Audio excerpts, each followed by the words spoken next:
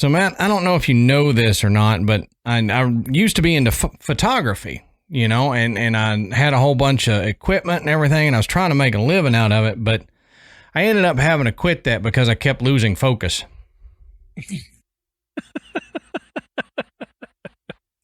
Yeah. Man. Yeah. It's like the Milton Berle show. Red Skelton.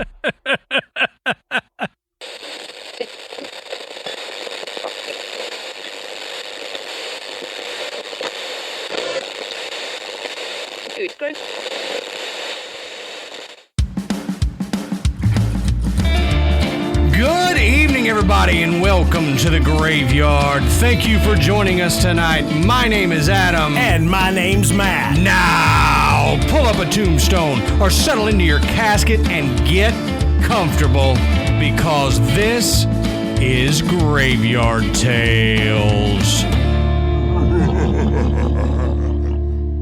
All right, everybody, here we are again. Matt, how you doing tonight, brother? Man, I'm pretty good. It's been kind of a hectic week, but it's always good to get back in the graveyard and relax a little bit and have some fun. Absolutely. So we wanted to real quick tell everybody that you can go check out Podbelly at podbelly.com if you want to find different podcasts to listen to and find out, you know, different ways to record and tips and stuff like that. They've got all that there. So go check them out at podbelly.com. Their theme ought to be Podbelly. Maybe that's taken. Yeah, I think it is. And I don't think that's on the open market yet. We also wanted to thank tonight's sponsors, BetterHelp and Shudder.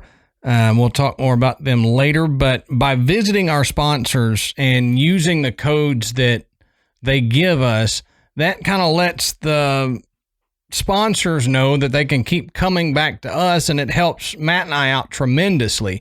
So if you're able to, go check out one of our sponsors, use the discount code that we've got, and we put the sponsors and the discount codes up on our website. So if you can't remember what we say, you can either go look in the show notes or go over to our website, and we've got the codes and the sponsors and the links and all that stuff there.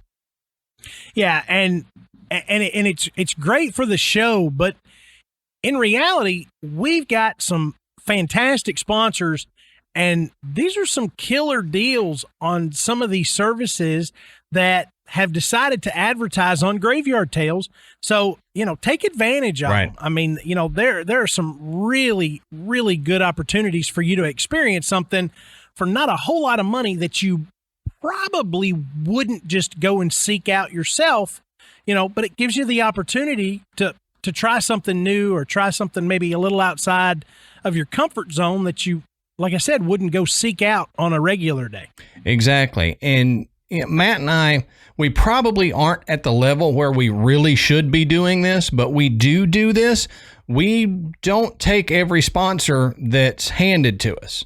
You know, we actually look into these, and if they're a good company, then we agree to do it. But if Matt and I don't really feel like it's something that you guys would enjoy or that Matt and I would enjoy, or, you know, we don't believe it's a good service, then we don't do it. And that may, you know, like I said, that may be a little bougie on our part, and we're not to that level yet. And maybe we should take all of them that come to us. But, you know, I just said bougie. I did. I've never said that before. I didn't even know what bougie was until about 6 months ago. Yeah. Well, that's about the same time I learned it. So I figured, why not get with the crowd? You know, everybody else is saying it. But yeah, so if we promote it on the show, then Matt and I really do believe in it. We're not just putting, you know, stuff out there to make a buck. So here's some crap. Give it a try. Yeah. No, we're not like that. Yeah. All right, Matt. So let's take a second and talk about one of tonight's sponsors, a new sponsor for Graveyard Tales, and that's BetterHelp. HELP. Now, is there something interfering with your happiness or preventing you from achieving your goals, like a co-host that nags you about the way you say certain words on the show? If so, BetterHelp can help you out. Now, BetterHelp will assess your needs and match you with your own licensed professional therapist. You can start communicating in under 48 hours. And remember, this is not a crisis line. It's not self-help. This is professional counseling done securely online, which is great. I mean, everything now is online. You can't go anywhere. So what a better way to be able to get help, to be able to talk to someone that can help you out by doing it online and going to BetterHelp. Now, there is a broad range of expertise available, which may not be locally available in many areas. And that's true. If you're in a smaller town, you may not have access to some of the help that you can get on BetterHelp. Now, the service is available to clients worldwide. So if you're listening to Graveyard Tales and you're not in the United States, you can still take advantage of this offer. And you can log into your account anytime and send a message to your counselor. You'll get timely and thoughtful responses. Plus, you can schedule weekly video or phone sessions so you won't ever have to sit in an uncomfortable waiting room as with traditional therapy. BetterHelp is committed to facilitating great therapeutic matches, so they make it easy and free to change counselors if needed. That's great. It's more affordable. Yeah, it's more affordable than traditional offline counseling, and financial aid is available. BetterHelp wants you to start living a happier life today. Visit their website and read their testimonials that are posted daily. Visit betterhelp.com/grave. That's better, HELP, and join the over 1 million people taking charge of their mental health with the help of an experienced professional. That's right. There's a special offer for Graveyard Tales listeners. You can get 10% off your first month at betterhelp.com/grave. That's betterhelp.com/GRAVE. So, Matt, since we're fantastic at segues, and I've said this several times before, I don't have a good way of doing a segue from what we were just talking about to what we're about to talk about. So let's just do it. Matt, tell us, what are we talking about tonight, brother? Okay. Tonight, we're going to explore the phenomenon and the history of spirit photography. Mm-hmm. And you may go, hey, guys, what is spirit photography? Well, it's exactly what you think. It's taking a picture of a spirit or ghost, or at least the process of trying. But what you may not know is that spirit photography has some really, really interesting history. Yeah. It has some beginnings. It didn't just start with a guy and a camera going, I'm going to go to this place that we think is haunted and try to take a picture of a ghost. Right. Okay. So that's where we are today, pretty much. Yeah, but how did we get to this point? Mm-hmm. And so I think that's what you're going to find so interesting. We're going to talk about some pretty famous photographs of ghosts, or at least suspected photographs of ghosts, and we're going to give you some tips on how to try this yourself. So you're going to get another Graveyard Tales DIY. I have missed these, Matt. I've missed this is going to be, you can try this at home. Exactly. I have missed the old school Graveyard Tales list of things to try. That's right. That's right. And so we're gonna give you the opportunity to try this yourself. I'm glad it's coming back. So, but yeah, like Matt was saying, spirit photography has been around for a long time, and I honestly have been kind of fascinated by it for a while. And there's fakes out there, which we'll discuss that. There's obvious fakes out there, but then there's also ones that don't have an easy explanation, and we'll get into that here. But like Matt was saying, you got to know what spirit photography is. So what is spirit photography? Well, it's a type of photography. No, that's fairy photography. Oh, okay, yeah. That's something totally photographing the face. Sorry, I had a typo here. Photography, whose primary attempt is to capture images of ghosts and other spiritual entities. So this information comes from American Hauntings website, and I thought they had, a good bit of information here, so we'll go off what they got. It says the actual practice of attempting to capture ghosts on film dates back nearly a century and a half to around 1861. Not surprisingly, this type of photography has been controversial and the subject of much debate ever since. The reason that is most given for the lack of widespread acceptance of the credibility of spirit photographs is that the photographs of the past were so riddled with fraud. So, just like we said, there's so many fakes out there, it makes everybody go, you debunk one and they're all phony. Exactly. And we see that so often in stuff dealing with Fortiana that if people debunk one, Bigfoot footprints, any ghost photo, any UFO event, well, I debunked this one, so they're all fake, and I'm not listening to anything from here on out, and it's sad. And what's amazing to me is that you said the photographs of the past, and we're talking about the mid to late 1800s were riddled with fraud. There was no Photoshop. Right. I mean, this took some effort. Yeah. If you were faking one then I'm proud of you. So yeah, it was hard enough just to take a photograph. Right. Much less fake a photograph. Now, I mean, I don't even know how you believe any picture that you see. This is a legit picture with no filters. I'm like, baloney. I'm like, my kids can't take a picture without a filter on it ever. Right.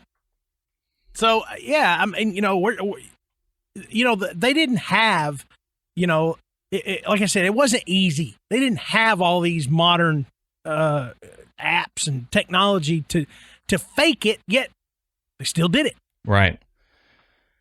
So during this episode, let's look at spirit photography as if it were legit.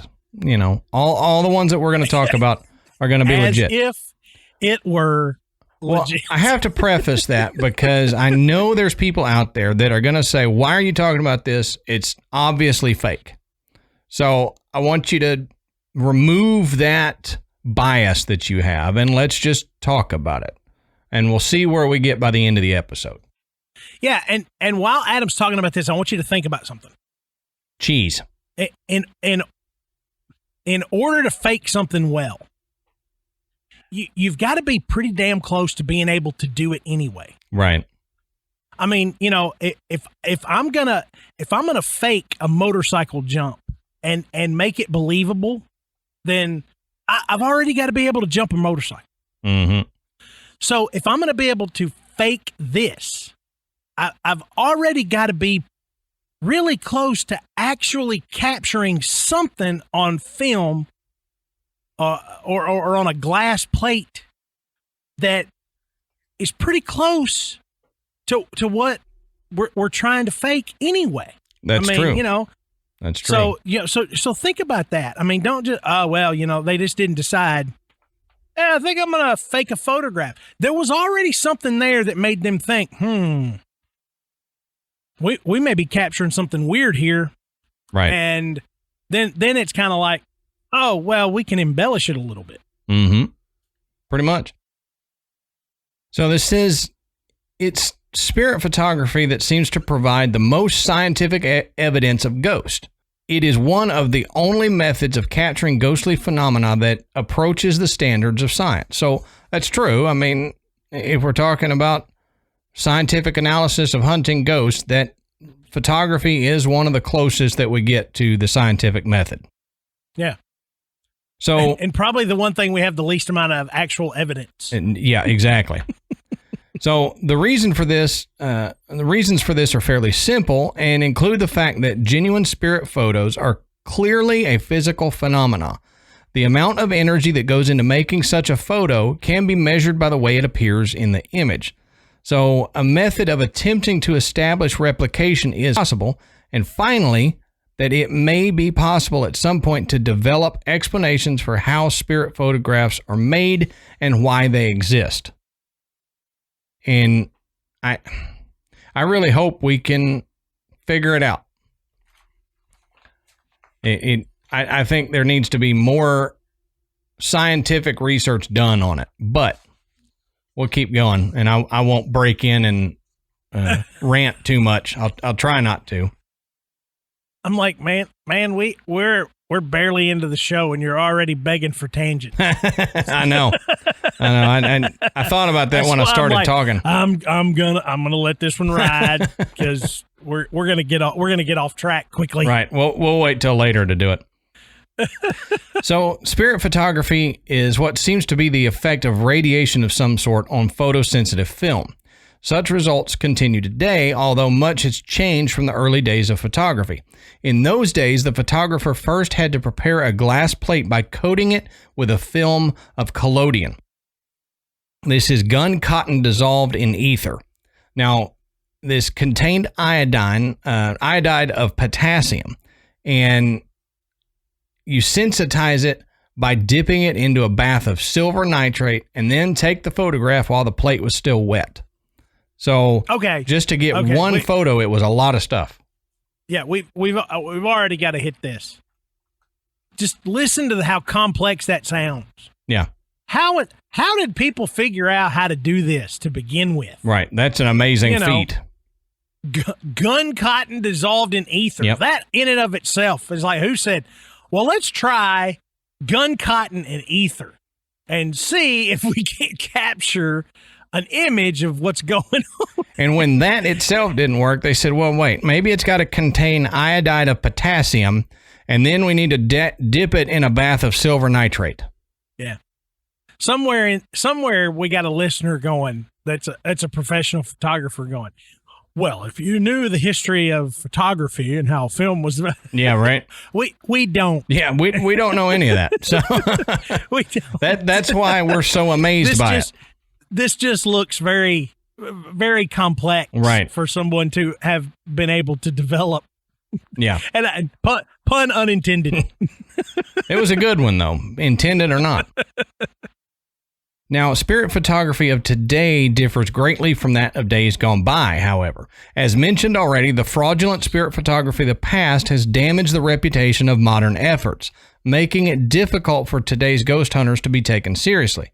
Just the mention of, quote, spirit photography tends to conjure up images of days gone by, a period that was plagued with questionable methods of often humorous results.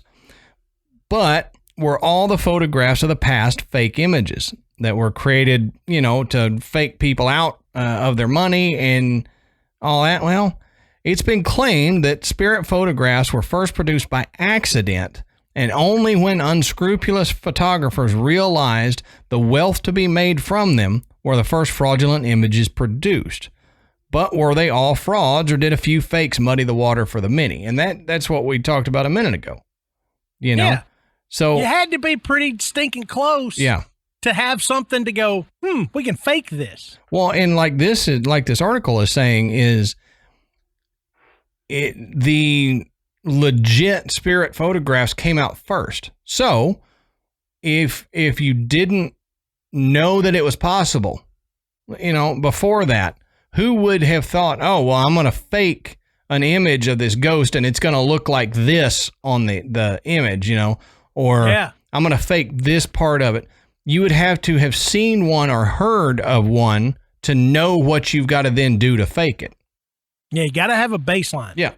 You got to have something that somebody says that this is what I captured by accident, and then you can go, okay. Yeah. How do I fake it? I also captured this by accident. Yeah, right. It's my grandmother hoeing the front garden. Mm-hmm. But look, it's a ghost. Right. You can tell because she would have never used that particular hoe. Yeah, right. That's just what's available at the Spirit Realm Feed and Seed store. That's right. So the first, quote, official spirit photograph has been credited to a Boston engraver named William Mumbler, an experienced and enthusiastic amateur photographer with a studio on Washington Street. Now, while developing some experimental self-portraits of himself, I don't like the way that's written. While developing some experimental self-portraits of himself. Well, yeah, how else you going to say That's a little redundant, though, don't you think? In the dictionary under redundant, it says see redundant. Yeah, exactly. A developed plate showed the image of a young woman standing next to him. As he examined the picture, he recognized the figure as that of a cousin who had died 12 years earlier.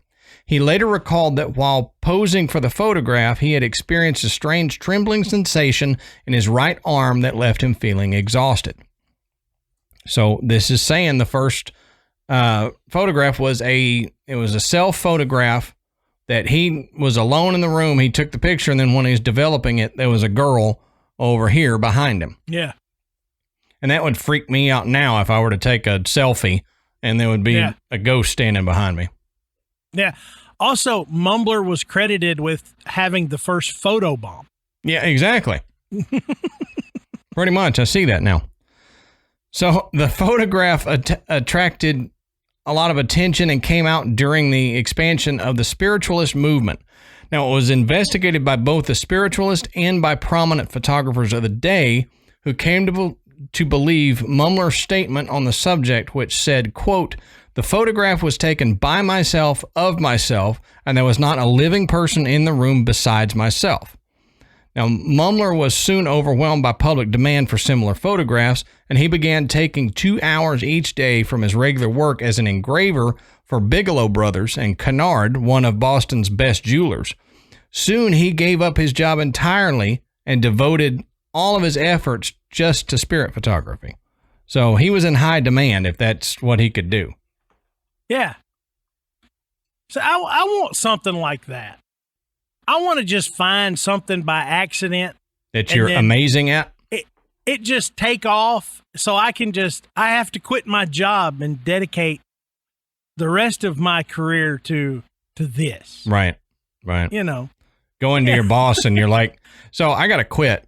And you got another job? Well, sort of. I mean, I'm in such high demand for finger puppets and shadow puppets that I've got to quit this so I can go practice and get better. And I never knew I was so good at this. I mean, and then you just go check this out and you do your hand thing and, you know. But as ridiculous as that sounds, imagine Mumbler having to tell the Bigelow Brothers that he's leaving because he's going to follow his passion of taking pictures of ghosts. Yep. I'm going to go take pictures of things that can't normally be seen. Yeah. Imagine what they were like. All right, we don't want you working here anyway. Yeah. We didn't know you were this weird. Right.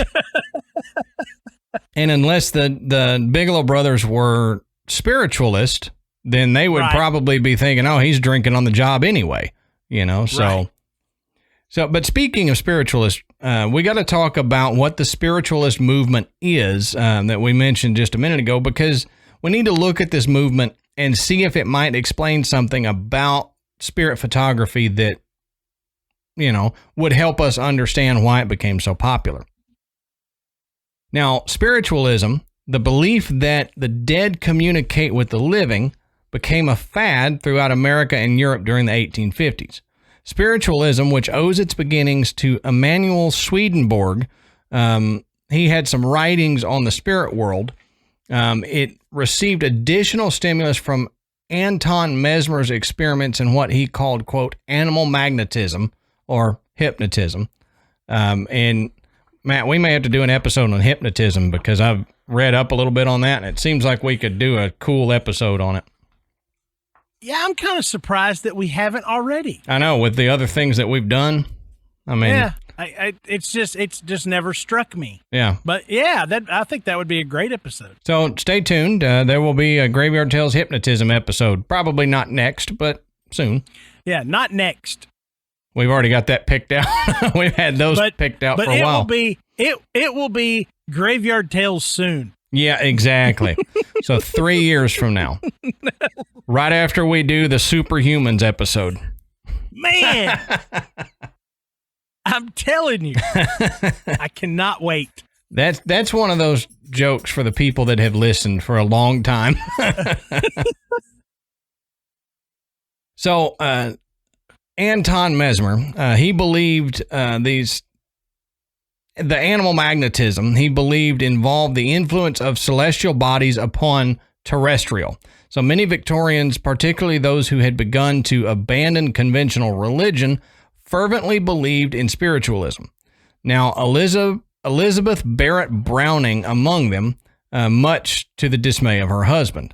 Although the Victorian era is often associated with scientific and technological progress, many Victorians were prone to the paranormal, supernatural, and occult, of which the most popular forms in the late Victorian period, including mesmerism, clairvoyance, electrobiology, crystal gazing, thought reading, and above all, spiritualism. So Sir Arthur Conan Doyle, like many late Victorians, was fascinated by the possibility of communicating with the departed souls. Now, it's generally agreed that the modern spiritualist movement began on April 1st, 1848, in the village of Hydesville, New York, when two teenage sisters, Margaret and Kate Fox, and I'm sure if you know anything about ghosts and stuff like that, you have heard of the Fox sisters. We've talked about them before. Yeah.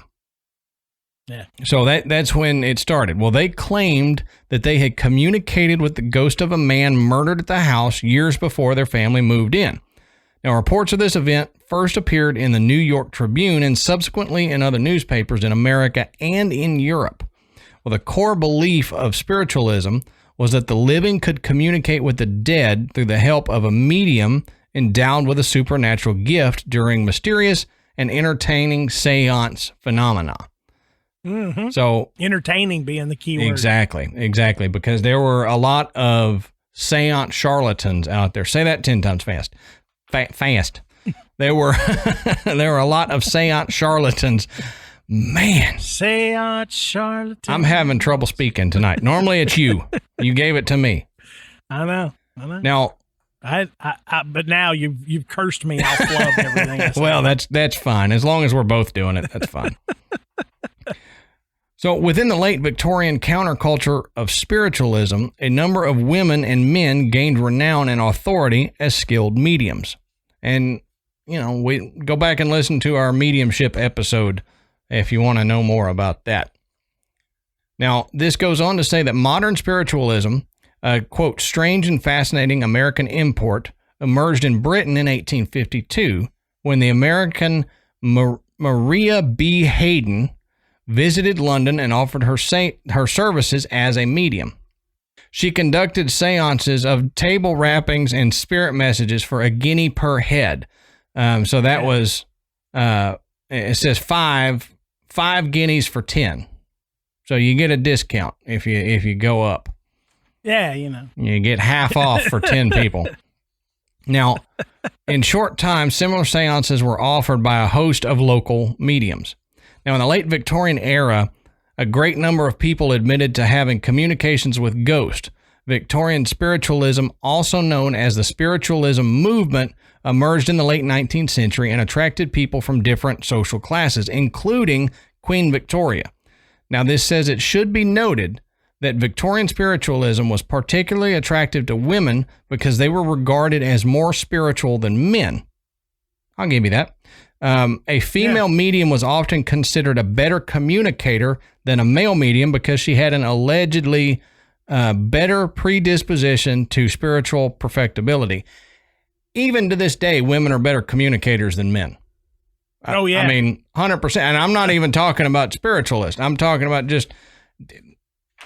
Don't ask me how I'm feeling. I can't communicate that. That doesn't help. So even then, they were saying that a female medium was better at the job than a man, and I can believe that.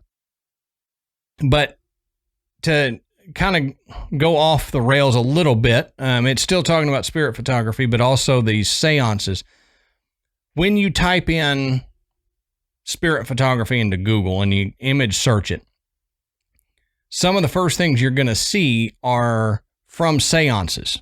You're going to see pictures taken from seances in the Victorian period. And they're the ones of the, quote, ectoplasm that these mediums have, you know, coming out of their mouth or coming out of their nose, around their ears, and, you know, all that stuff. And that's the fakes that Matt and I mentioned. When you look at it, that's obviously they're faking it with cotton. And that's when, you know, you're charging a guinea per head and you're just wanting to make money. So you'll put on these fake seances and take fake photographs for people. Mm-hmm. So now we need to get back to the ghosty pictures that we were talking about. The ghosty pictures. Now, William Black, who was a leading Boston photographer and the inventor of the acid nitrate bath, and this says it's an important improvement in the photographic process. So he was big into photography. He was one of the professional photographers who investigated Wampler and his methods. So while attending a sitting in Wampler's studio, Black carefully examined his camera, plate, dipper, and bath, and even kept his eye on the plate from the moment its preparation began until it was sensitized and locked in the dark slide. Now, after his portrait was taken, Black removed it from the camera himself and took it to the darkroom where, as it was developed, he saw the figure of a man leaning over his shoulder. He had no explanation for its appearance.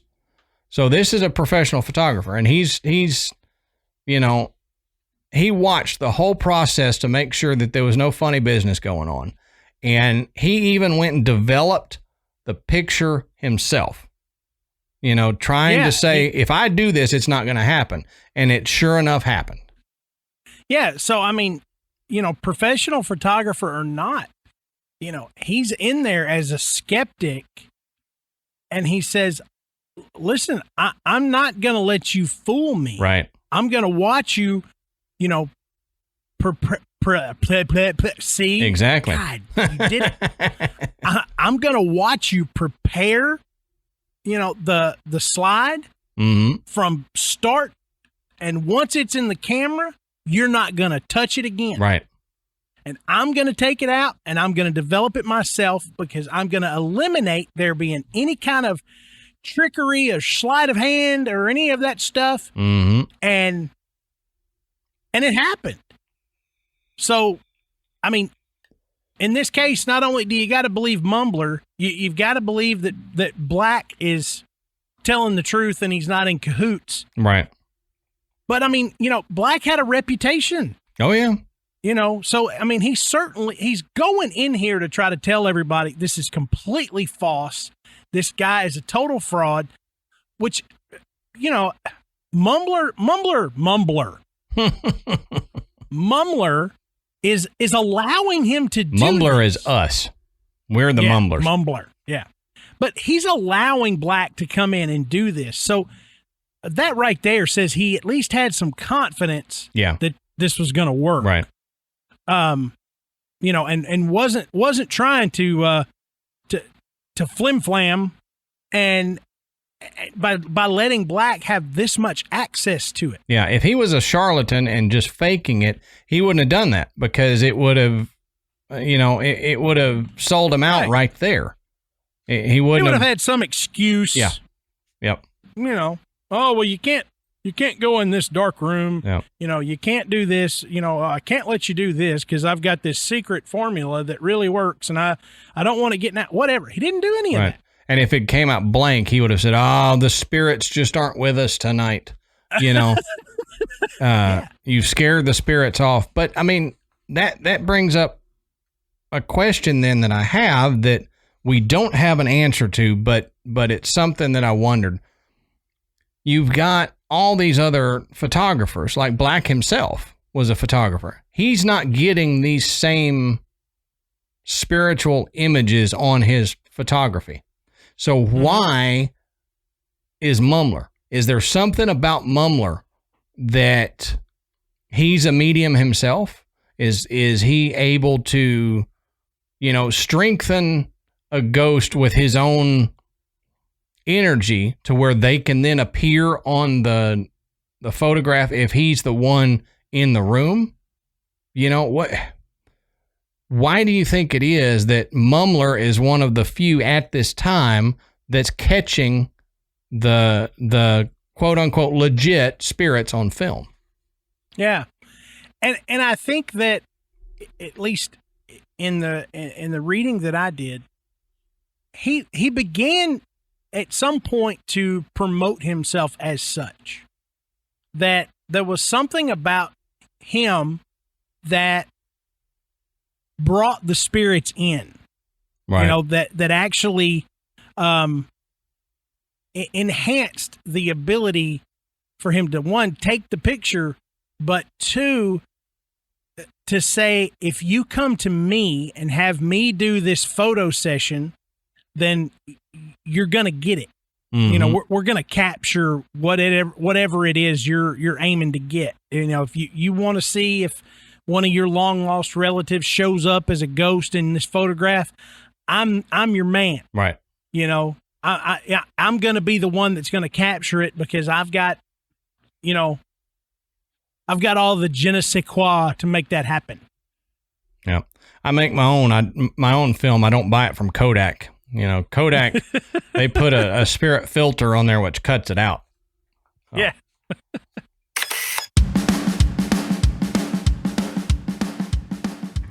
Hey, Adam, you know what's right around the corner? What's that? October. Oh, yeah. And what does everybody love to do in October? Eat candy. Besides that. What's that? Watch scary movies. Oh, yeah, that's true. And one of the greatest ways to watch your favorite thriller and horror movies is with Shudder from AMC Network. Oh, yeah. Shudder is a premium video service brought to you by AMC Networks that offers an unbeatable selection of expertly curated horror, supernatural, and thrillers, uncut and commercial-free, with exclusive and original titles you won't find anywhere else. Start your free trial today, risk-free. That's right. And you can stream great thrillers, horror, and suspense for $5.99 a month or $56.99 a year. That's a fantastic deal. Now, Shudder has the largest, fastest growing, human-curated selection of thrilling and dangerous entertainment. It's been called the Netflix of horror, and I can see that. Now, there are new spine-tingling thrillers, shocking horrors, and edge-of-your-seat suspense added weekly. You'll have unlimited access to stream ad-free online on all of your favorite devices. Shudder has a unique collection of exclusive and original film series, horror classics, and blockbuster hits.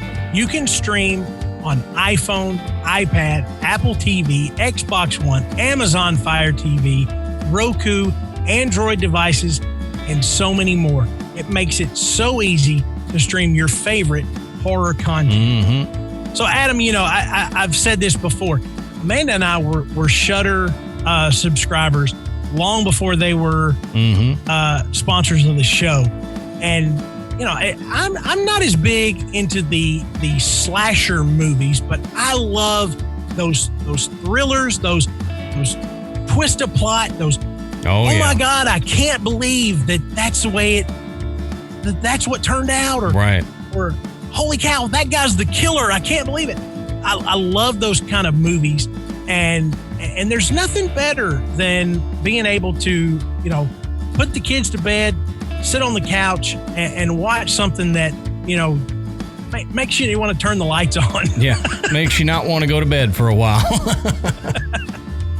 That's right. So you can get started streaming the best horror, thriller, and supernatural content with expertly curated titles like the acclaimed Tigers Are Not Afraid, One Cut of the Dead, Revenge, and the Creepshow TV series produced by Greg Nicotero, based on the famous films by George Romero. So to try Shudder free for 30 days, that's a great deal. All you got to do is go to shudder.com, that's SHUDDER.com, and use the promo code GRAVE, GRAVE. That's right, Adam, to try Shudder free for 30 days. Go to shudder.com, SHUDDER.com, and use the promo code GRAVE, GRAVE.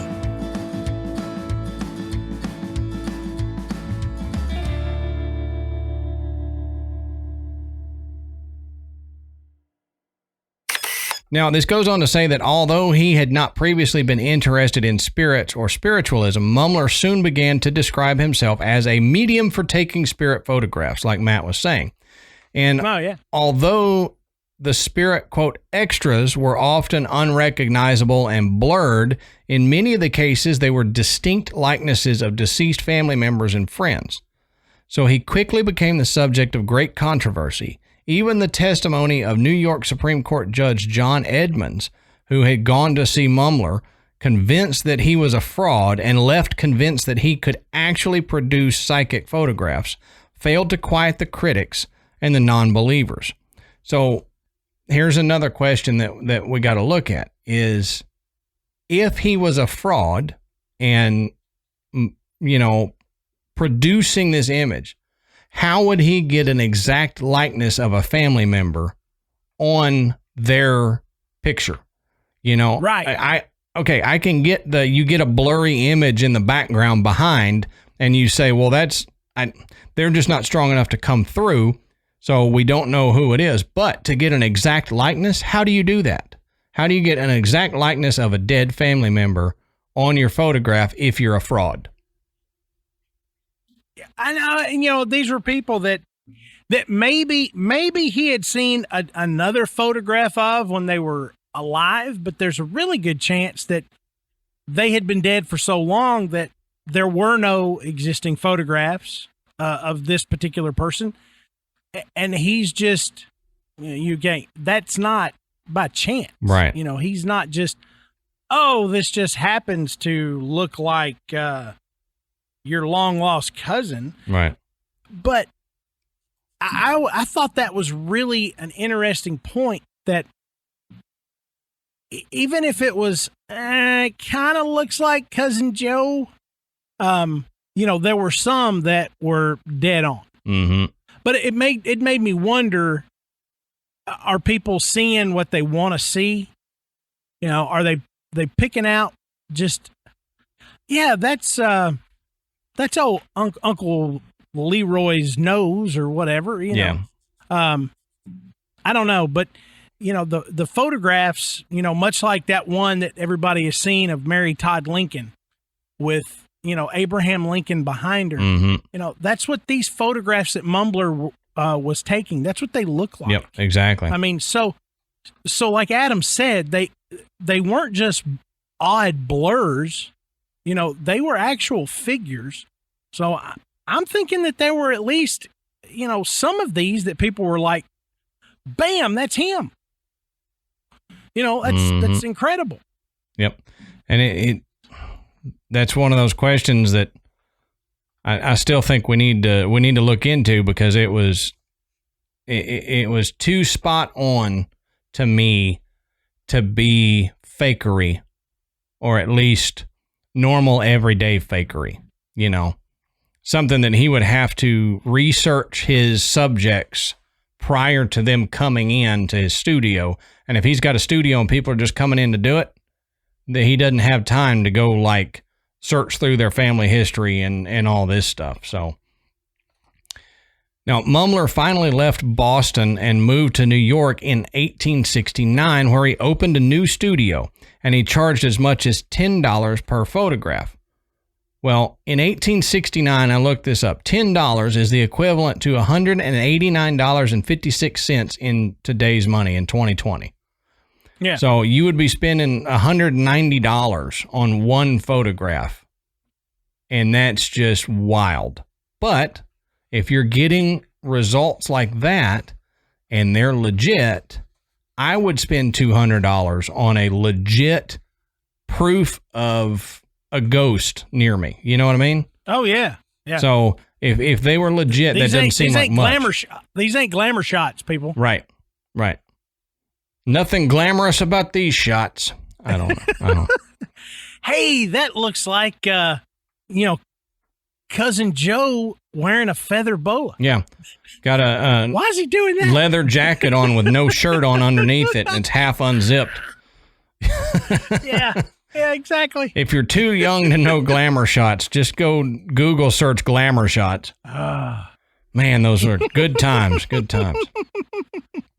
Now, in 1863, a Dr. Child of Philadelphia reported that he found Mumbler to be very willing to give him every opportunity to investigate his methods, and that he was himself interested in finding a rational solution to this mystery.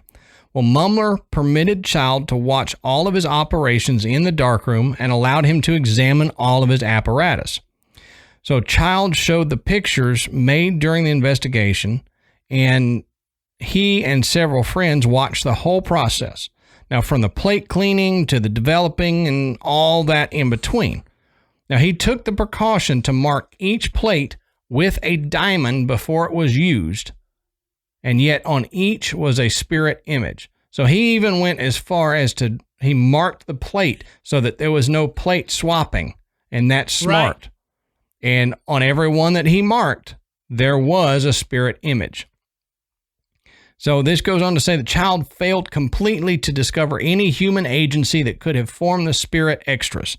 And with each of these, they differed considerably from any that he had seen before, and he had no way of imitating them. So it's not a rubber stamp ghost that Mumbler's putting on these. Yeah. Yeah. Ghost. I made a ghost. The extras that appeared in Mumbler's photographs did not meet with universal acclaim, though. And after more controversy, the mayor of New York pressured prosecutors into swearing out a warrant for his arrest on charges of, quote, swindling credulous persons by what he called spirit photographs, end quote. So his trial was widely publicized, and he was later acquitted. A number of eminent New Yorkers spoke on his behalf, and in addition, a number of professional photographers also testified that they had studied samples of Mumbler's work and had found no evidence of trickery. One of these was Jeremiah Gurney, the famous Broadway photographer, and he testified that he had witnessed Mumbler's process, scrutinized everything, and could find nothing that appeared to be fraud or fakery. Mumbler was exonerated and his case was dismissed. So that right there says he let a lot of people look at it and try to debunk it. And that's not something that most fakes do. They don't invite people in to look at their work and try to debunk it because they know they're going to get found out. So to me... And Mumbler did it more than once. Exactly. He did it several times. So to me, that gives a little bit of credibility to Mumbler's photography that he took. It's not saying, again, all of the spirit photographs are real, because we've already talked about the weird cotton ectoplasm that you can see when you look up images of it. But I believe that the ones taken by Mumbler, either he was amazing at faking this and he knew a process that we still haven't figured out, or he was legit. And Mumbler's work was so influential that it spawned an entire era of, spirit photography that was fueled by the spiritualism movement of, the mid to late 1800s, the early 1900s. But because this was something that people wanted to know more about. Right. They wanted to experience it for themselves. That's why these mediums and these fortune tellers and these people that advertise that they could communicate with the dead, that's why they were able to just make money hand over fist, is because there was a desire there for it. Mm-hmm. It was the hot the avant-garde thing. Yep. You know, it was what people discussed, you know, after dinner in the drawing room over brandy and cigars.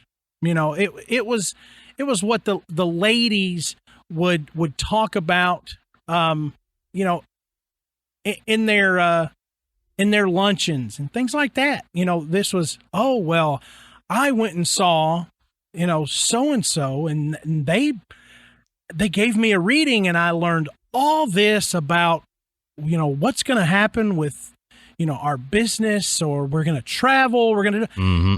It was a status thing, but again, it was kind of under the radar. People weren't really sure that I may not tell you that I like this. It's kind of like saying, hey, you know, you like watching My Little Pony? Yeah, me too, you know? Yeah. Yeah. I mean, and that's the thing. There were a ton of people were into it, but it wasn't like, not a lot of them would admit it in certain circles because they were afraid of ridicule. So you may be into it, but then when you're, you know, that judge that tried to prosecute Mumbler, he may have been into spiritualism, but he couldn't in that facility say it. He couldn't admit to it. He had a reputation, and it was his job to uphold the law. And so somebody had come around saying, I think he's a fake, and, you know, he's taking people's money and he's tricking them. So it was his job, even though, you know, when it was all said and done, he may have been like, hey, how much for a sitting to get a photo of me and my dead brother or something like that? Yeah, right. So, you know, you're exactly right. You know, and it was a high society thing. You know, spiritualism was more of an upper class thing because these folks had the time and the money to spend on it. Yeah. You know, the working class was too busy doing all the work. Yeah. Right. You know, to be interested in spiritualism, and you know, even then they may have dabbled in it, or they may have had an interest, but you know, they weren't diving in head first with dollars, which is, you know, what a lot of these people were. And that's why there were so many fakes, is because you knew, I mean, there's money out there for the taking. You know, if I could come up with a way to trick these people, they're just going to hand me money. Oh, yeah. Oh, yeah. And again, it makes it really difficult to pick out the ones that might have been the real deal. Mm-hmm. Because there were so many people that were just out there to make a quick buck. You had to wade through a sea of frauds to find the ones that might be legit. And, you know, there is a big push. I mean, even now, you know, within the last few years, there are people that are making a push for Mumbler's work to be, you know, studied more scientifically and taken more seriously, because even now it's still considered, you know, a novelty. Mm-hmm. You know, whether it was, you know, fancy trickery, or whether it was, you know, this guy actually, you know, had some odd ability to take these photographs. It's still not mainstream, but there is a push for people to say, let's look at this with a more analytical eye to see, was there really something to this that we're missing, looking at it as just kind of an anecdotal, you know, entertainment. Right. But, you know, as I said, you know, Mumbler's work did spur on, you know, the use of spirit photography in a lot of realms. And there were a lot of people that tried to replicate his work. Some were successful, many were not. But as you went into, you know, the early to middle 1900s, you began to see, it began to wane a little bit, but you began to see it, a rebirth of accidental spiritual photography, which tend to be the coolest ones. Yeah, exactly. You know, we're not making an attempt to to capture a ghost, but we've caught something that we didn't see while we were taking the picture, which is what we see now from paranormal investigators. Mm-hmm. We're snapping pictures just on the chance that there's something there that the film will capture or that the digital camera will grab that we can't see with our naked eye. Now, one of these pictures taken in 1936 is probably one of the most convincing photos of any kind of spiritual activity. And this image is known as the Brown Lady of Rainham Hall. Now, Rainham Hall is in Norfolk, England, and the photo was taken by Captain Provand. Now, Provand was a professional photographer, and he was taking snapshots of the hall for Britain's Country Life magazine. Now, his assistant, Indra Shira, actually saw the apparition coming down the staircase and directed Provand to take the photo, even though he saw nothing at the time. Now, the image that they captured has been examined by experts many times, and no explanation has ever been given. Now, this is one of these photographs that you probably don't recognize from the name, but it's very recognizable. So instead of trying to describe it to you, I'm going to tell you to Google it, and we'll post some of these in the group for reference so that when you're listening to the show, you can kind of go back and look at them. But yeah, I mean, when you see the picture, you know, oh, I've seen this many times. Mm-hmm. You know, especially if you're searching anything like pictures of ghosts or anything like that, you're going to see this one. The next one is another one of those photos. It's one of those that you've seen many times. In fact, when I looked up this one, I didn't realize what it was until I saw the image and said, I've seen this a bunch. This is the tulip staircase ghost. Now, this photograph depicts a cowled figure and was photographed by a Canadian tourist named Reverend R.W. Hardy, who was visiting England in 1966. Now, the photo was taken at the Queen's House in Greenwich, and it was intended to be just of the Grand Tulip Staircase. Now, when the photo was developed, the figure was seen, and it appears that it's climbing the stairs. And Adam, you've seen this photo. It looks like this white hooded thing reaching up the staircase, almost like it's sliding up the banister. Yeah, it's creepy looking. Again, it is creepy looking, and it's one that you would immediately look at and go, "This is fake." Yeah. But this photograph has been examined many times over the years, and it's never been proven to have been altered or faked. So when we've done research and we plug in these search terms, certain photos come up, and this is one that pops up a lot. And the one thing, and Adam and I have mentioned this in several episodes, is the commonality of the staircase in these two famous photographs. Now, it all connects with this idea of transitional spaces. And, liminal we've space. talked about that many times. Yep. It's those areas that are in between, whether it's staircases or corridors or doorways. I mean, how many sightings do we discuss where something is seen at the end of a hallway or darting through a door? Right. Or even a house that's being remodeled. It's in transition. It's in between the state it started in and its end state. So it's technically, you say a house being redone will stir up ghosts. Maybe it's just because it's a liminal area, Right. It's going from one state to another. Mm-hmm. It's from one main area to another. And these transitional spaces are important when we're talking about, things that are paranormal or unseen. And this is why you'll see paranormal investigators focus so much attention on these areas, especially stairways. Yep. I mean, I can't even count how many ghost sightings that we've talked about on this show that inevitably there's one that goes up and down the stairs. Mhm. It's almost like every place, as long as it's got stairs, there's going to be a ghost that goes up and down the stairs. Yep, pretty much. I mean, it's like my kids. If there's a stairwell, my kids are going to be going up and down it. Right. That's just the way it is. I don't understand it, but that's what happens. Yeah, I get tired of going up and down stairs, so I don't get it. That's why I have no stairs. Yep.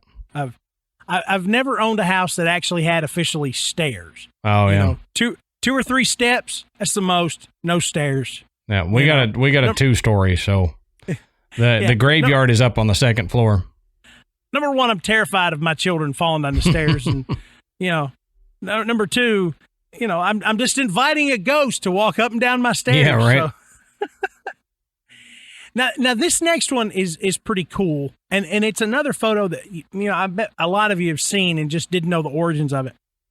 Now, in the late 1980s, Judy Huff Felts and her sister joined paranormal research group, the Ghost Research Society, which was founded by Dale Kaczmarek, whom we've mentioned on this show before.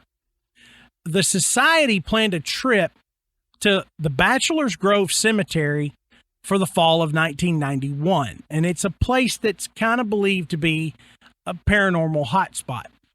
Now, Judy took a photo that turned out to be quite interesting, and this photo is sometimes referred to as the Madonna of Bachelor's Grove. Now, the camera used by Judy to take the photo was an Olympus automatic 35 millimeter telephoto using 35 millimeter infrared film. Now, after every picture she took, the camera would wind the film inside to the next frame automatically. Now, because of this design, and this is key, it was impossible to double expose the film. That's something we didn't really get into, but you see it a lot when people are trying to fake these photographs. Mm-hmm. So, when you've got an automatic camera, a film camera, so if you're under the age of 25, you may not have ever seen a film camera. Yeah, maybe. But you put the film in and you snap the picture, and the camera automatically advances the film to the next slide on the negative. Mm-hmm. Okay. Now, in older model cameras, you had to wind the film. Now, if you're as old as I am or older, you've had those pictures come back from a birthday party or vacation where you had the style of camera where you took the picture and you turn the crank, okay? And you turn it till it clicks. So that's told you, okay, I'm at the next slide. Mm-hmm. Snap. Crank, crank, crank, crank. Snap, okay? And then somebody's taking a picture and gets excited and forgets to crank, crank, crank and says, snap again. And now you've got little Tommy blowing out his birthday candles, and you've got a picture of balloons on his face and the clown that was at the party, in this weird ghosty standing right on top of him. That's what happens. You essentially expose the film to light a second time, and it captures another image. But in order to fake some of these, you could snap that picture and then immediately snap another one after a movement occurred to make it appear, that the image was not clear and was a moving silhouette, so to speak. Right. Okay, so that's how that double exposure works. If you've got an automatic camera, you can't do that. Okay, at least not on purpose. Okay, if your camera malfunctions, then yeah, you may get one, but they're not designed for that, and it's impossible for you to sit there, or you're going to expose all of your film, and you're not going to have anything of any value. So after the photo was taken, it took a week to receive the developed photos back from the shop. Yeah, folks, you used to have to send your photos away and wait. Used to take a while. But, when Judy got them back, she looked at them and realized that one of the pictures she had, there was a woman that was sitting atop, like, a gravestone that she didn't see when she took the photograph. And so Dale Kaczmarek decided that he was going to conduct an investigation with Eastman Kodak on both the negative and the print to try to authenticate it. Now, Kodak was actually able to confirm that the woman was present in both the negative and the print, and that double exposure was not possible with the configuration of the camera, and that it had not been doctored to their knowledge. Now, this pretty much ruled out that the photo was altered during or post-development, which means that if it were faked, there would have had to have been an actual person sitting on the headstone in front of the camera, which, in all fairness, is possible. It's possible, yeah. But it would have been difficult because the woman in the photo appears to be slightly translucent.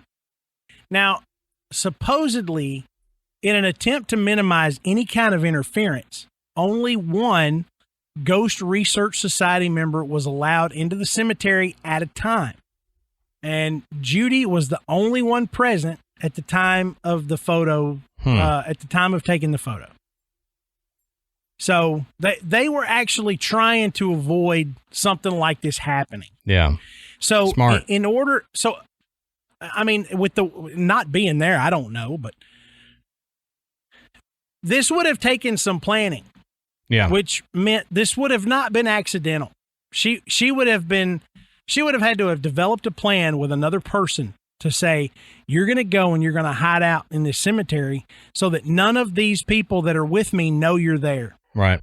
Now, in 2015, our old buddy, Zach Bagans, he contacted Judy, flew her out to Las Vegas, and interviewed her for an episode of Ghost Adventures. Now, for the sake of the show, he reportedly paid a senior expert in Photoshop $25,000 to authenticate the photo. Okay? So Zach is paying an independent expert to check this photo out and see if it's legit. The conclusion was reached that there was not technology available in 1991 to fake the photo, as well as the fact that a negative cannot be photoshopped, and it was already confirmed that the woman was on the negative. Now, he was able to verify that the negative was from 1991, substantiating the two prior claims. Now, this episode aired on January 2nd, 2016, and you can still go back and watch it and actually see them interview Judy talking about taking the photograph and everything. And you can Google that photograph. You have to Google the Bachelor's Grove Cemetery ghost photo. That'll get you there, but we'll post it in the group when the episode drops. Now, apparently, Zach also offered to purchase the original negative from Judy to put in his paranormal museum in Las Vegas, but Judy declined. Good. Yeah. I love it. Good.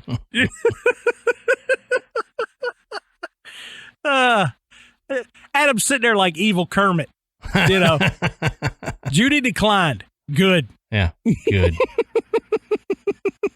All right, now the next one that we're going to talk about is a photo of one Robert A. Ferguson. Now, Ferguson was attending a spiritualist convention in Los Angeles back in 1968. Now, one of the attendees decided that they would take a photograph of him. And when he looked at the photograph afterward, he got a pretty big surprise. There was an image in the photograph that was pretty familiar.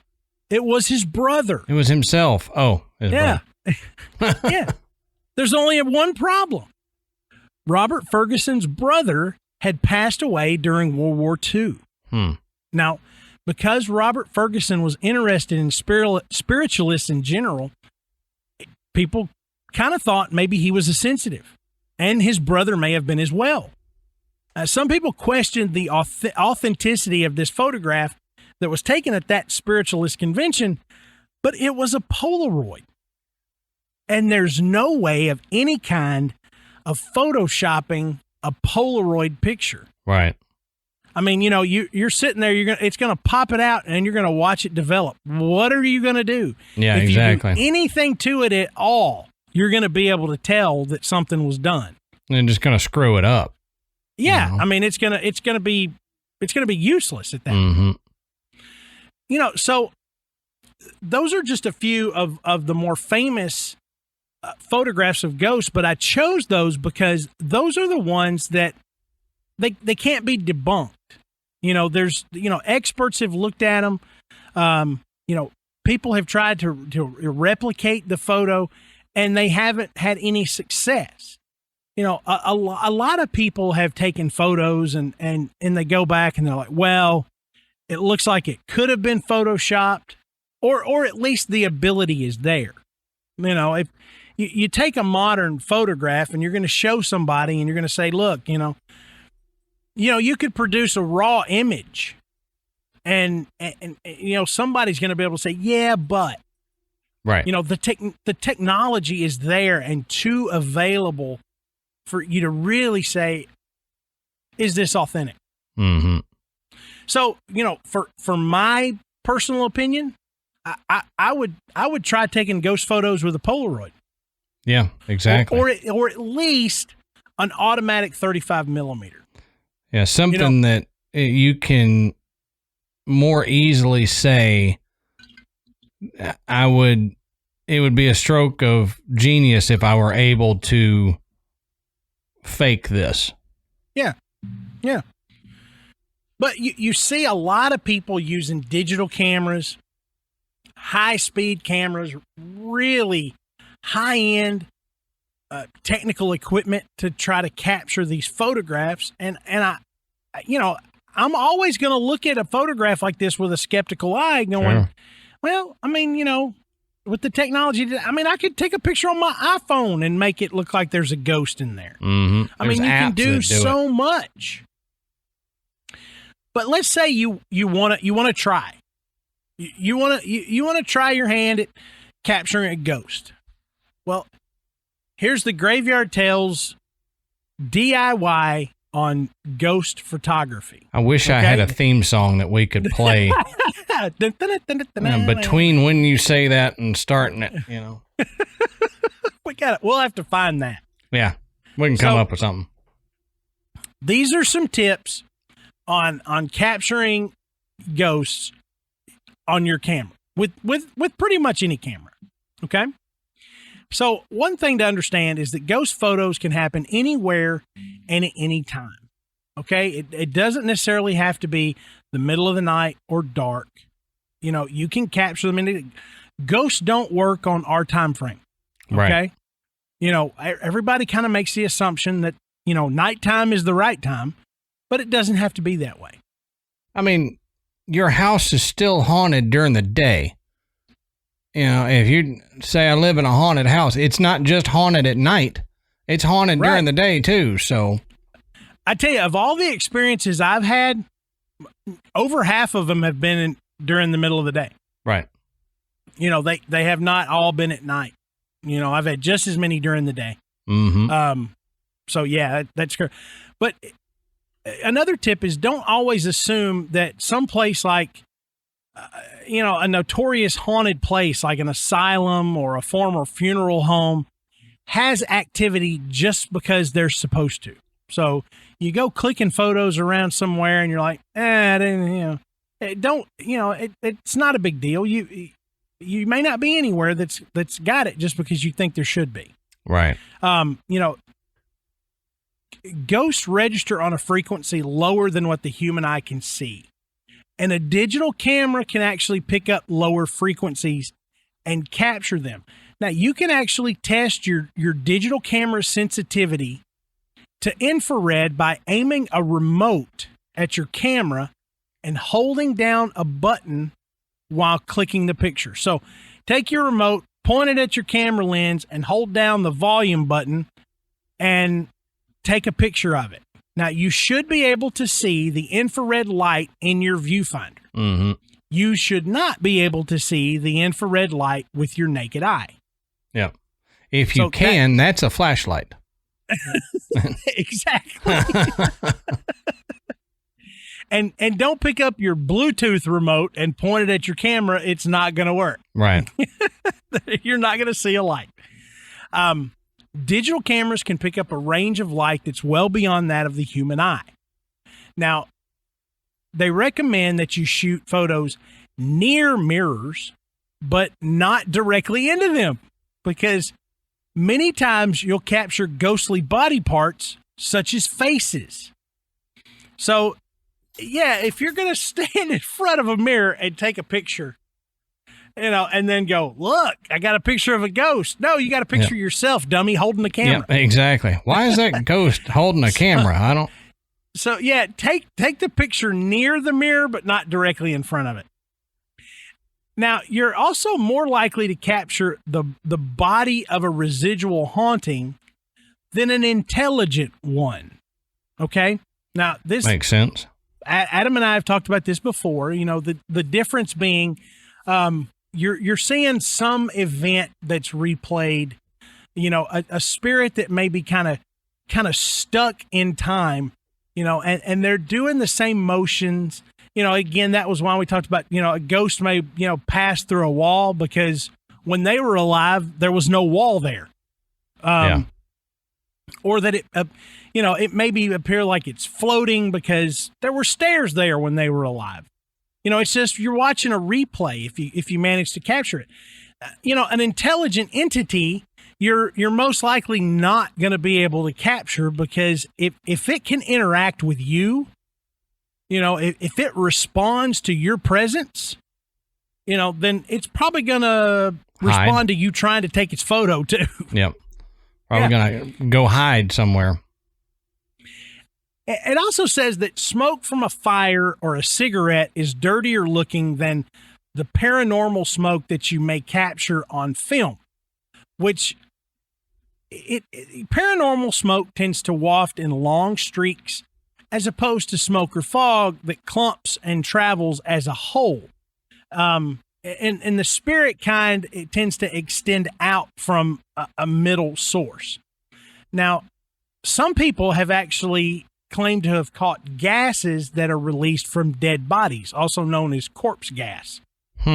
Corpse gas. That sounds like a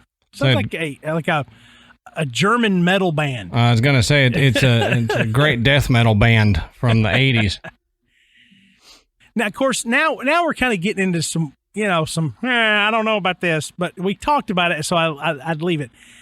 Ectoplasm. Now this whole idea, ectoplasm has the look of orbs and streaks, but it functions more like smoke in pictures, and it shows up in the image like smoke, but it's more solid and tends to be different colors. And you kind of gotta believe in ectoplasm first. You know? It's not Ghostbusters here. But this one I thought was funny, and I left it in. If it's at the top corner of the image, then it's paranormal smoke. If it seems to be coming out of someone's head, it's ectoplasm. Which Adam mentioned, it looks like it's oozing out of someone's ears or out of the top of their head, and that was supposedly ectoplasm. Mm-hmm. So I left that in there, but yeah, I don't like, wait, what? Yeah, I mean, I'm not going to totally discount the fact that there could be ectoplasm caught in photographs, but the person that wrote that list seems to be a big believer in the pictures taken at seances during the spiritualist movement, which a lot of those need to be discounted because they have been debunked, and if you're going to put in your list a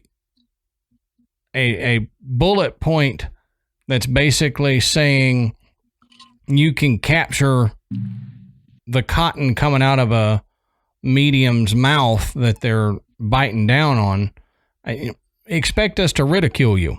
It's I don't agree with that one, but I'm glad you left it in. Yeah. So you may say, okay, Matt, this all sounds really good, but I'm really not getting any info that's going to significantly help me. So here's the technical aspect of it, and this is going to be more beneficial. So it's really important not to move the camera while the shutter is open. That's when you get blurred images. Mm-hmm. Dark situations may require a longer shutter speed, which allows more light to be exposed into the film. Now, your handling of the camera may make very small and subtle movements during the time the shutter is open, and the resulting image will be blurry or streaked. Now, a lot of these things that are seen on film may be mistaken for ghosts, but they're usually just streaks or points of light that were captured on a long exposure. Right. So it's best to use a tripod when using a camera that's set to a slower shutter speed. That minimizes the movement of the camera. Now, the ISO, or the film speed, determines how sensitive the film is to how sensitive the film or camera is to light. Now, the ISO, that's when you buy 35 millimeter film, you've got different speeds, 200, 400, 800. And that's the sensitivity. You're taking something that's not going to move. You can use, something as low as a 100, film speed that's going to allow a lot of light onto the camera. But if there's any movement at all, it's going to produce a blurry image. So like if you're taking a picture on 35 millimeter film of like a sporting event, you're going to want something more like 800. Okay. You're really going to want something that will capture, a moving object without blurring the photograph. So for bright sunny day photos, you want to use an ISO in the range of 100 to 400. Now, this applies to film, but with more advanced digital cameras like the digital SLR cameras, you can mimic all of these traits that you would if you were using 35 millimeter film. Okay, so you can set these speeds for a digital camera to allow more light, and the resulting image is going to be more like what you would have gotten if you took it with 35 millimeter film. Technology. Most people that have a digital camera, even a fancy one, they just leave it on automatic. Sure. They're just taking really good pictures, and it's fully automatic, and it's going to do all the work for you, which is great. But if you're really trying to take some advanced photos, setting these, putting your camera in manual and changing these settings will help. If you're indoors or in a darker situation, using an ISO in the range of 800 or higher is recommended. Now, the f-stop of the camera opens or closes to allow in more or less light depending on the situation. Now, a smaller f-stop means that the aperture is more open. So you're going to get, when the shutter opens, it's going to be much larger, but a larger f-stop means that the aperture is less open. So it's an inverse relationship. So when you're taking these photos in a low light situation, like ghost hunting, you'll always want to be able to allow the most light you can. So you'll want to use a lower f-stop, and you'll do the exact opposite in high light situations. Okay. So always shoot with the highest resolution and the largest picture size. And the zoom on your camera is useless in a paranormal investigation. You want to shoot big and then reduce it later if you need to. If you zoom in too tight, you can lose the context of the subject. Yeah. And then when you go to blow it up later, it gets pixelated and you can't really see well. So you've got a lot of people make that mistake of, I'm going to zoom in on this door, because I feel like I'm too far away. Just take a picture of the door.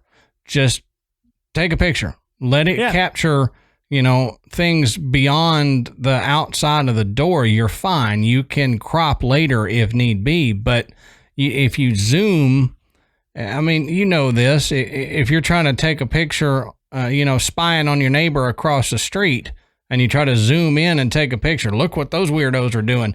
It gets grainy. And then, like you were talking about movement, zoomed in, the slightest movement of your camera makes a big movement on the end. So you can lose the subject real quickly. Yeah.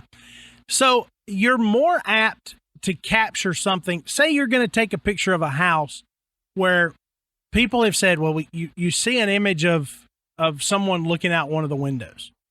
You're better off taking a wide picture of the entire house and zooming in on each window from the actual image than trying to zoom in on each individual window and then looking at them later, because you're not leaving yourself any room. Right. You were talking about, in new cameras, you can set up things to mimic old cameras and old photography styles. And that to me is it's humorous in a way, because we've gotten so advanced in technology that we're going to use it to go backwards in technology and mimic poorer quality. And it's funny. It serves a purpose, but it's still funny to me that we've gotten so advanced that now not only are we this good, but now we can mimic crappier photography. You make a good point, but I think folks that were professional photographers that learned all of these camera settings and these tricks and how to take that perfect picture on film. Everything now has gone digital, and there's just something about snapping that picture on fully automatic that it's not going to have that same quality, and it's not going to give a professional the image that they can use to give a customer that perfect picture. And so, going back and using the old way, sometimes is better. Yep. A lot of times I think the technology is just allowing more people to use fancier equipment. We're going to take professional level equipment and we're going to create it in such a manner that professionals could use it or amateurs could easily pick it up and go. I mean, I've got a really nice fancy camera that you can take fantastic photographs with. I have no idea what I'm doing if I flip that thing off of automatic. Manual. Yeah. I mean, I've got all this stuff and, I'm just like, yeah, I've got a really fancy point and shoot camera. Yeah. We've got one like that too. But it is kind of cool to be able to do that. Like for me, it's like having that option. That means I can learn it. Even though I don't know all of it now, I can learn it. So it's cool to have. It's there if it's there if you need it, or if you want it later. One thing to remember: the flash is the enemy of the paranormal investigator. It's gonna ruin what you're trying to take. So it's also the enemy of the bald man. Yes, I can attest to that. Yeah. So is a photo in a sunny day. Yep. Or to someone wearing glasses. Or a Zoom meeting with overhead lighting. But going dark has become really popular thanks to all of the paranormal shows. And so, the more light that's in a room means you have a lot less need for a flash. And, the less flash means there's a smaller chance of having the flash bounce off anything from dust in the air to a mirror on the wall and give you a false image. But one recommendation is take an establishing shot to show the entire environment of the area being investigated. This gives you some context that may be lost if you zoom in. That goes back to not using the zoom. If you enter a room and you feel something, just go with it. Just start snapping a few shots and kind of make a note of why you did it. Walked into the bedroom, had a cold chill, snapped 4 or 5 quick photos. And so that's why I took these really quick shots. And it says, don't look for your evidence head on. So in a lot of paranormal photos, you're going to see something that's hiding in the corners. So just because you snapped a photo, the ghost isn't going to be posing in the middle of your picture like, hey, you're going to capture something near the edges. So when you're looking at your photograph, that's where you need to focus your attention. Shoot at doorways and shoot rooms at angles, because, corners, near the ceiling, closer to the floor, that's where you want to focus, your photograph, and snap some shots without focusing, but just holding your camera to the side or not looking at what you shoot. You'd be surprised what you can get, as well as just turning around and just shooting the camera behind you. Yep. Something's behind you and you don't realize it. Just turn your camera around and pop a few shots off. That's a good way to freak yourself out too. Yes, absolutely. Yeah. Especially if you got a buddy that's a butthole, it's like, oh yeah. Right. Some of these tips kind of wrap up with things like, whenever you find what people say are orbs, most of the time it's just dust reflecting light. Like we said, digital cameras are sensitive to not only infrared, UV light, large spectrums. So it's not a bad thing to use a digital camera to try to capture, a ghost on a photo. But you shouldn't try to take these in rain or snow or fog because, again, they all reflect light. But those are just some of the tips. If you ever want to go out and do a kind of an amateur ghost hunt and you want to see if you can capture something on photo, just keep these things in mind and right. Give it a shot. Hell, just walk around your house. Just go around your house and take some pictures. Go to a cemetery. Cemeteries are great. Oh, yeah. And so many photos have been captured at cemeteries, just wide shots and just click, click, click, click, click, and then go back. Because how many times, Adam, have we seen photographs that people have sent us that it's like, here's 7 photographs in a row, and the 4th one in the series, you can see this. It looks like a figure standing here, but 3 photos ahead, 2 photos after, it's not there. Right. And that's really that's what good I was about context. To say. Send us stuff. If you catch something, send it to us. But those little things make a difference. If you do capture something, given the person you're going to show this to or the people you're going to show this to, a little bit of context, because a single shot of something can always be faked, or it could always be an anomaly. But if you've got several shots in a row and only 1 or 2 show a specific image, then you're giving people some context that makes it a little bit more believable, even to yourself. You may say, well, look, it's not here. 1, 2, 3, number 4 and 5. There it is. 6 and 7. You don't see it again. Right. So it gives you a little bit more context. So, using those tips will kind of help you if you decide to go out on this amateur ghost hunt. Right. And like we said, we've gotten some that are pretty cool that have been sent to us. So if you decide to use any of these tips, then definitely send us the pictures, because we always enjoy seeing stuff like that. Even if, like we were talking before, even if a lot of times we look at them skeptically because of what you can do with film now, we still want to see these pictures,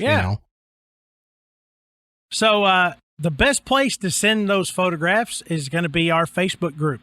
So go check us out. We're on social media. Just go to Facebook and search Graveyard Tales. You'll find the show's page and you'll find our group. There's a lot of folks in there. We've got, we're pushing 5,000 members, Adam. Yep, so we got a lot of folks in there that people are sharing stuff every single day. I mean, it happens so much that I get busy and I can't even keep up. So if you posted something a week ago and then you get a notification that I liked it, it's because I just got a chance to see it. Yeah, ditto. So yeah, but jump in there. But we're also on Twitter and Instagram. just go search Graveyard Tales. And while you're at it, you can check out our website. It's graveyardpodcast.com. And on our website, you can find links to purchase Graveyard Tales merchandise. You can listen to the show. You can find out a little bit more about Adam and myself. And you can become a patron. And now you can actually see the videos of Adam and myself flubbing everything, the unedited live video that we've decided to provide to our patrons as a way to say thank you and bring you a little bit more into the circle of the show for helping support it. So, right. And as I always say, please go rate and review us on iTunes. It brings us up the charts and it helps bring more folks into the graveyard. So until next time, we'll save you a seat in the graveyard. See you soon. The f-stop of the camera. I just lost my spot. Hang on a sec. Make sure I don't have an intruder. That's right.